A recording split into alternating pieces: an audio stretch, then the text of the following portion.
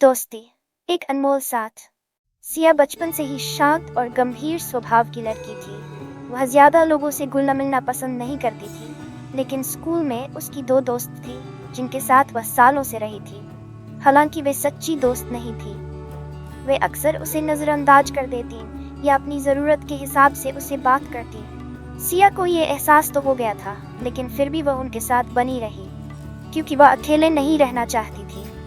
College में आने के बाद भी वही स्थिति बनी रही। सिया अपने साथियों के साथ समय तो बिताती थी, लेकिन अंदर से वह जानती थी कि ये दोस्ती सिर्फ मजबूरी में निभाई जा रही थी। कॉलेज में ही एक लड़की और थी, पलक। वह भी सिया की तरह शांत थी और ज्यादा लोगों से बातचीत नहीं करती थी। वह अकेले ही बस से कॉलेज जाती और आती थी। उसकी कुछ लड़कियों से पहचान तो थी, लेकिन किसी से गहरी दोस्ती नहीं थी।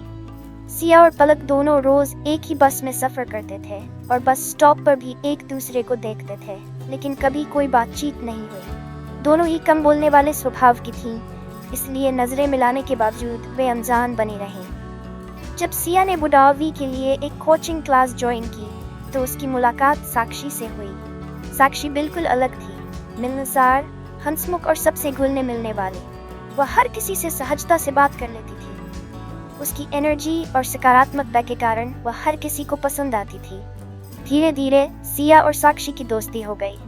पहली बार सिया को लगा कि दोस्ती सिर्फ मतलब के लिए नहीं होती, बल्कि एक दूसरे का सहारा बनने और सपोर्ट करने के लिए भी होती है।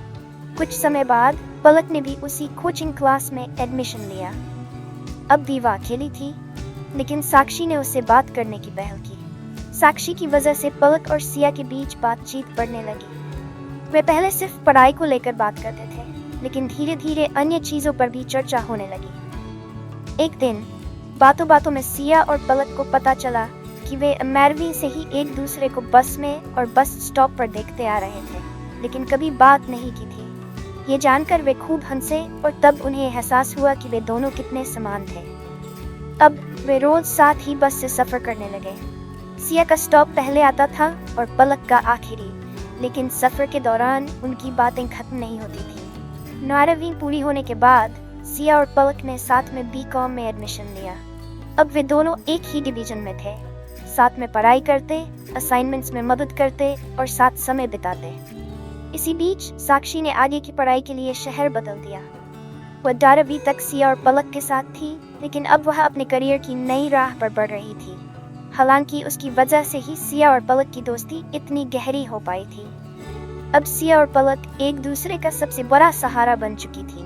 बीकॉम के बाद सिया और पलक ने मिलकर तय किया कि वे DTL diploma in taxation laws करेंगे।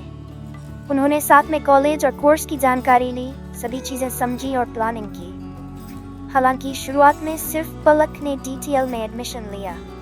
सिया भी कंफ्यूज थी। जब सिया के पिता को ये पता चला, तो उन्होंने उससे कहा, अगर तुम्हें और पलक को साथ में पढ़ाई करनी है तो तुम्हें भी एडमिशन लेना चाहिए। दोस्ती सिर्फ साथ समय बिताने का नाम नहीं, बल्कि एक दूसरे को आगे बढ़ाने का नाम है। सिया को यह बात दिल से लग गई। उसने भी DTL में एडमिशन ले लिया। अब दोनों ने MCOM और DTL एक साथ करने का फैसला किया। सिया और पलक के स्वभाव एक दूसरे से बहुत मिलते थे।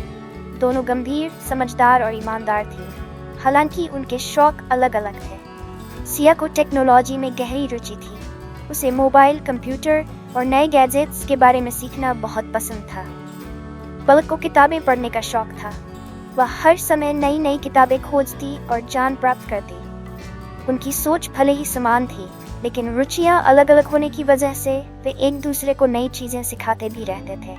अब MCOM और DTL पूरा करने के बाद उन्होंने साथ मिलकर एक स्टार्टअप शुरू किया। सिया ने टेक्नोलॉजी का ज्ञान इस्तेमाल किया और डिजिटल दुनिया को समझा, जबकि पलक ने अपनी किताबों के ज्ञान से बिजनेस की रणनीतियां तैयार की। जो पहले कभी 2 मिनट भी ठीक से बात नहीं करते थे, आज उनकी फोन पर बातचीत 2 घंटे तक चलती थी। अब वे सिर्फ दोस्त नहीं, बल्कि बिजनेस पार्टनर भी बन चुके थे। आज भी वे एक दूसरे के बिना अधूरे हैं। सीख, सच्ची दोस्ती में कोई प्रतिस्पर्धा नहीं होती, बल्कि एक दूसरे को आगे बढ़ाने का जज्बा होता है। जो दोस्त आपको सच्चे दिल से समझे और आपके लिए हमेशा खड़ा रहे, वही असली दोस्त होता है। इंसान को सही दोस्ती की पहचान वक्त के साथ होती है, और जब सच्ची दोस्ती मिलती है तो वह जिंदगी भर साथ निभाती है। दोस्ती का असली मतलब सिर्फ साथ रहना नहीं, बल्कि एक दूसरे का सहारा बनना है। सिया और पलक की कहानी ये दिखाती है कि सच्ची दोस्ती वक्त के साथ और मजबूत होती जाती है। अगर आपको ये कहानी पसंद आई हो तो ऐसी ही और भी मज़ेदार और प्रेरणादायक कहानियों के लिए हमारे चैनल टेल बेल्स को सब्सक्राइब करें और नए वीडियो के नोटिफिकेशन के लिए बेल आइकन दबाना न भूलें। मिलते हैं एक नई कहानी के साथ। तब तक के लिए अपने दोस्तों के साथ बेहतरीन वक्त बिताएं और दोस्ती की खूबसूरती को महसूस कीजिए।